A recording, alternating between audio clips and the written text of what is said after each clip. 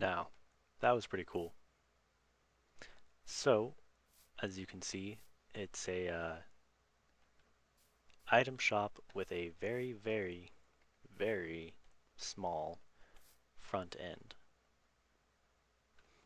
Really quick, let me go ahead and demonstrate to you how small I mean by small. In fact, you could even just build this on the ground, on flat ground. That's how small it is. Nothing even concealed under the walls. Pretty useful. So, how does it work? As you saw, it's based on a catalog system. I'm going to go ahead and turn this sound down a little bit so it doesn't cut me off. It's based on a catalog system where you put in a piece of paper with the name of the object you want and the amount that you must pay. Generally, you should put the items in first, the catalog item in first, and then put your money in. Just a heads up. Okay. And on top of that, this dropper could be substituted for a trap chest to make things flow a little bit better. So, how does this work then? I will show you.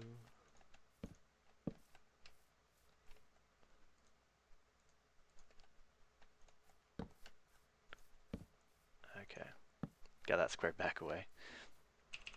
Go ahead and do this. Everything takes place underground. You don't see any of it. It's complete encapsulation. It's pretty neat. So, I'm going to go ahead and give you guys the quick version. Your items come down in this hopper. Iron goes here. All the, basically like, I would say decision items go somewhere down here. When the decision items enter, it's an item sorter, by the way. Anybody familiar with Redstone or well versed in Redstone has probably seen this design. In any case, when, like, let's say you put down a Smite 5, this item sorter will activate this redstone, which causes this dropper to put a Smite 5 into the system. On top of that, it'll also do some stuff in this module that will cause this torch to flash. This torch flashes, causes this piston to go down, and the price of the Smite 5 is put into this line right here. The price being the signal strength.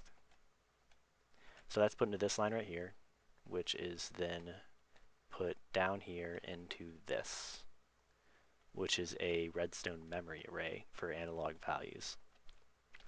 It's a queuing array and it has pop functionality, which means when I want to call a value, I take the value from the array and move everything else up. Not only that, but I can also read the first value. I'm not really concerned with the rest of the values, just the first one, so you can only read the first value. I'm sure you could find a way to read the others as well. In any case, once it reads that the first value, which is your first price, is less than or equal to your iron count. This iron count was high when I started this video. It doesn't have a reset right now, so any iron you put in any extra iron that you put in is just left for the next customer, I suppose. I'm going to put a reset on that sometime later.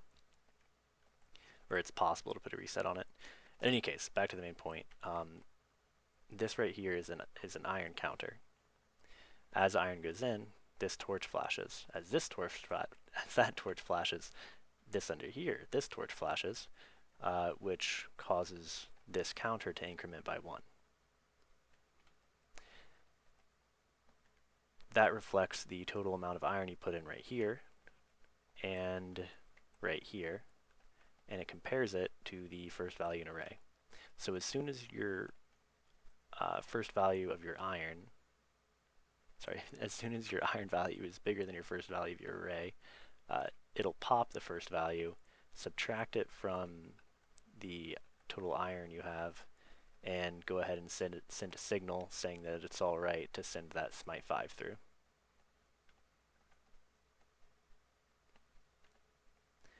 And basically, that's how it works.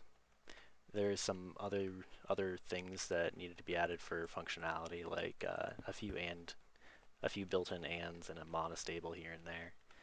But overall, that's the general idea. And down here is the stock room, I suppose. Now this shop is really for this shop is really for single high value items traded for multiple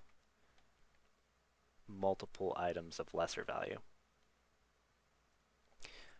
It doesn't have to be stacked. It doesn't have to be a non-stackable, but it can be. For example, I could just fill one of these droppers down here with just like a stack of diamonds, and it would operate in the same way. So I could trade 10 iron for 1 diamond, etc. It is also infinitely modular, so you can add as many of these modules as your game can load, and as many as you have room in your catalog for.